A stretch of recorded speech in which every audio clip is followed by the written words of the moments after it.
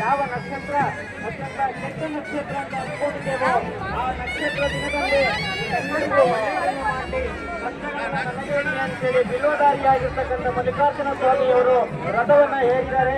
ಈ ಸಂದರ್ಭದಲ್ಲಿ ನಾವೆಲ್ಲರೂ ಎಲ್ಲ ಶರಣ ಬಂಧುಗಳು ಎಲ್ಲ ಬಾಂಧವಾಯಿತೆಯರು ಈ ರಥವನ್ನ ಎಳೆಯುವ ಮೂಲಕ ತಮ್ಮ ಬೇಡಿಕೆಗಳನ್ನ ಈಡೇರಿಸಿಕೊಳ್ಬೇಕು ಅಂತ ಕೇಳ್ಕೊಳ್ತಾ ಇದ್ದೇವೆ. ನಾಳೆ ಸರಿಯಾಗಿ 12 ಗಂಟೆಗೆ ಬೆಳಗಿನ ರಥೋತ್ಸವ ಇರ್ತದೆ. ಬೆಳಗ್ಗೆ 10 ಗಂಟೆಯಿಂದಲೇ ನಿತ್ಯ ದಾಸೋಹದಂತ ಮಹಾನ್ ಕಾರ್ಯ